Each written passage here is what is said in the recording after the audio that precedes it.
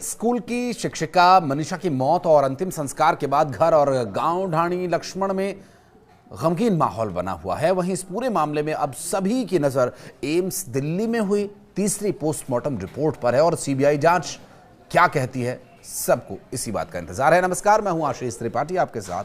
Delhi AIIMS में लिए गए सैंपल को सेंटर फॉरेंसिक साइंस लेबोरेटरीज में भेज दिया जाएगा। सीबीआई जांच के बाद इस पूरे मामले में पूरी तरह से स्थिति स्पष्ट होने की संभावना है। ये हत्या है या आत्महत्या।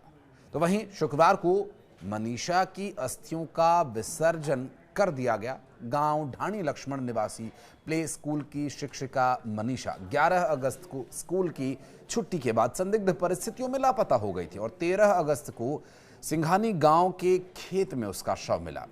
गले पर निशान देख स्वजनों ने हत्या का आरोप लगाया तो स्वजन और ग्रामीणों की मांग पर शव का पहले नागरिक अस्पताल में, फिर पीजीआई रोहतक और फिर बाद में दिल्ली एम्स में पोस्टमार्टम हुआ।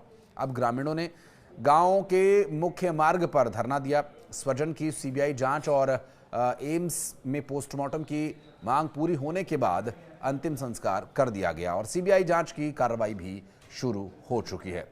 परिवार की मांग है कि भिवानी पुलिस ने जो case central bureau of investigation यानी सीबीआई को देने की प्रक्रिया शुरू कर दी है, उसी पर कार्रवाई हो। लेकिन इसे लेकर के सीबीआई को पत्र जो लिखा गया था, जल्द ही पुलिस अब इस पूरे मामले की जांच की फाइल्स जो है वो सीबीआई को ट्रांसफर करेगी और अब तक की जो जांच है उन फाइल्स को सीबीआई के पास रिकॉर्ड समेत ले जाया जाएगा और इस केस में पुलिस इन्वेस्टिगेशन टीम को केस के जांच संबंधित पूरी जानकारी सीबीआई को सौंपी जाएगी। दिल्ली एम्स में हुए पोस्टमार्टम की रिपोर्ट भी सौंपी जाएगी। दरअसल गले पर निशान देख करके परिवार के लोगों ने हत्या किए जाने की आशंका जताई थी और उनके परिवार के लोगों का इस पूरे मामले पर और गांव के लोगों का कहना है कि इस तरह से जो हत्या की गई है, इस हत्या के पीछे जो लोग हैं उन पर कार्रवाई होनी चाहिए और ग्रामीणों ने गांव के मुख्य मार्ग पर मांग को लेकर धरना भी दे दिया था और परिवार के लोगों और उनके साथ जो स्वजन थे सीबीआई जांच की मांग को लेकर के प्रदर्शन भी कर रहे थे। इससे पहले एम्स में पोस्टमार्टम की मांग पूरी होने के बाद अंतिम संस्कार किसी तरह से हो सका और अस्थियों का विसर्जन भी कर दिया गया है। क्योंकि भिवानी पुलिस के द्वारा इस पूरे केस में जो अब तक साक्ष्य जुटाए गए, जो भी इन्वेस्टिगेशन की गई, उसे सीबीआई को अब उन्हें सौंपना होगा। उनमें वो सभी कॉल डिटेल्स, व्हाट्सएप की चैट्स, ये सारे विषय जो अब तक पुलिस के संज्ञान में आए उन्हें अब सीबीआई को सौंपना होगा और इस केस में पुलिस इन्वेस्टिगेशन टीम की केस के संबंधित पूरी जानकारी सीबीआई को सौंपे जाने के पहले दिल्ली एम्स में पोस्टमार्टम रिपोर्ट जो है वो भी इस केस में बहुत ही महत्वपूर्ण किरदार निभाने वाली है, क्योंकि ये एम्स से निकलने वाली रिपोर्ट अब तक पुलिस को नहीं मिली। लेकिन ये देखना होगा कि क्या ये भिवानी पुलिस को सौंपी जाएगी जो कि सीबीआई को इसे हैंडओवर करेगी या फिर ये सीधा सीबीआई को पोस्टमार्टम रिपोर्ट दी जाएगी। तो वहीं मनीषा के पिता जो इस वक्त गमज़दा हैं, गमगीन हैं, परेशान हैं, तो वो नेताओं से भी ज़्यादा परेशान हो गए हैं क्योंकि नेता अब इस तरह की घटना है और ये मामला काफ़ी चर्चा में है तो हर कोई नेता वहाँ पहुँचने की कोशिश कर रहा है। जो हरियाणा की स्थानीय क्षेत्रीय पार्टियाँ हैं या राष्ट्रीय पार्टियां, उनके नेता बारी बारी से उनके घर पहुंच रहे हैं। उनके पिता ने हाथ जोड़ लिए, हाथ जोड़कर वो बोल रहे हैं कि कभी कोई आ रहा है तो कभी कोई आ रहा है, कोई कुछ कहता है तो कोई कुछ कहता है और मुझे कभी किसी की सुननी पड़ती है तो कभी किसी की। अब इन सब मामलों पर राजनीति न करें, इसलिए हाथ जोड़ करके उन्होंने निवेदन किया है नेताओं से।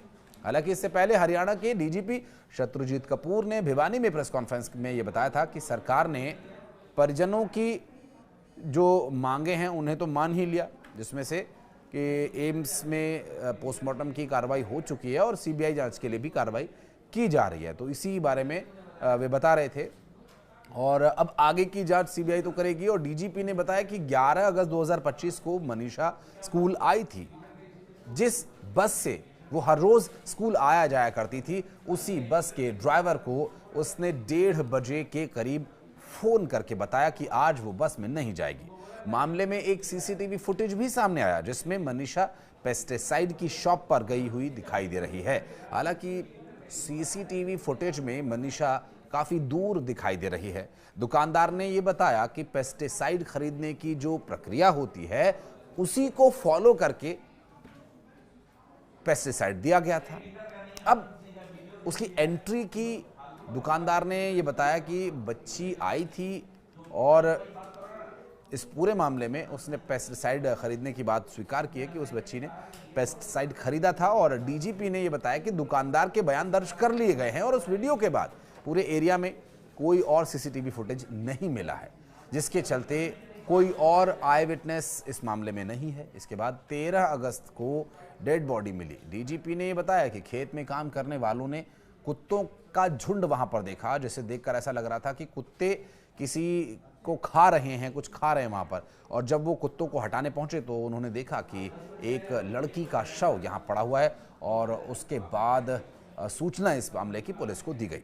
पुलिस ने बॉडी को कब्जे में लेकर भिवानी अस्पताल में इसका पोस्टमार्टम कराया। पोस्टमार्टम की जो रिपोर्ट आई है उससे परिवार संतुष्ट नहीं था, तो इस पूरे मामले में फिर परिवार के लोगों का आक्रोश और स्थानीय लोगों में जिस तरह की प्रदर्शन और ये पूरा जो मामला गरमाया, उस पूरे मामले को देखते हुए फिर पीजीआई शव को ले जाया गया। दूसरा पोस्टमार्टम यहाँ पर हुआ जिसकी वीडियोग्राफी भी कराई गई और उसके बाद भी परिवार के लोगों ने आशंका जताई कि इसमें भी उचित रिपोर्ट, उचित कार्रवाई नहीं हुई है। तब कहीं जाकर एम्स बॉडी को भेजा गया पोस्टमार्टम रिपोर्ट के लिए, जो कि अब आने को है। तो ऐसे में सहयोग लगातार प्रशासन का परिवार के साथ है और परिवार का बराबर सहयोग प्रशासन को मिल रहा है। उन्होंने ये भी दावा किया कि रोहतक में पोस्टमार्टम कराने वाले दिन उनके साथ 2 विशेषज्ञ भी थे, जिन्होंने पोस्टमार्टम रिपोर्ट को पूरी तरह से समझा और परिजनों को बताया, इस पूरे मामले में उन्हें जानकारी दी। उन्होंने कहा कि सुसाइड नोट की हैंडराइटिंग का मिलान मनीषा के घर से मिले नोट्स और स्कूल में जमा करवाए गए पत्र से किया गया, जो कि एक ही जैसे हैं। उन्होंने दावा यह भी किया कि यह सब मनीषा के परिजनों को पता है।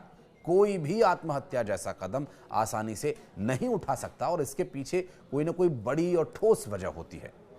दरअसल कुछ स्थानीय जो छुटभैया नेता हैं वो भी परिवार के लोगों से मिलने पहुंचे हैं और अब वो न्याय की मांग उठा रहे हैं। और जिस तरह से एक व्हाट्सएप चैट की बात सामने आई है, तो उस चैटिंग को लेकर भी कुछ नेताओं का ये कहना है, स्थानीय लोगों का ये कहना है कि वो चैट्स पब्लिक नहीं होनी चाहिए। इससे पहले शिक्षिका मनीषा की मौत के मामले पर मचे बवाल के बीच कुछ दिन तक इंटरनेट सेवाओं को भी बंद रखा गया था, जिस वजह से लाखों का लेन देन भी प्रभावित हुआ और इंटरनेट बंद होने की वजह से लोग बाजारों में ऑनलाइन पेमेंट भी नहीं कर पा रहे थे। पेट्रोल पंप, सब्जी मंडी, ये सभी दुकानदार जो ऑनलाइन लेन देन के काफ़ी यूज टू हो गए, मतलब आदती हो गए हैं। अब वो बार बार ये कह रहे थे कि भैया कैश है तो ही सामान लेना, पेट्रोल तभी मिलेगा, सब्जी तभी मिलेगी, क्योंकि यहाँ पर कुछ भी इंटरनेट नहीं चल रहा है, वाईफाई की सुविधा भी नहीं है, जिस वजह से लोगों को काफ़ी परेशानी का सामना इस दौरान करना पड़ा। लेकिन हम उम्मीद करते हैं कि सीबीआई की जांच में बहुत जल्द खुलासा हो और मनीषा की, माफ़ कीजिएगा, ये हत्या है या आत्महत्या, ये बात स्पष्ट हो पाए। और अगर ये हत्या है तो इस मामले में परिवार और पीड़िता को न्याय मिलना कब तक संभव हो पाएगा, इस बारे में भी हमें कुछ और इंतजार करना होगा। आप इस मामले में क्या सोचते हैं, आपका विवेक क्या कहता है? कुछ कहना चाहें तो कमेंट सेक्शन में आके आप प्रतिक्रिया दे सकते हैं। वीडियो अगर इन्फॉर्मेटिव लगा हो तो इसे लाइक करें। धन्यवाद।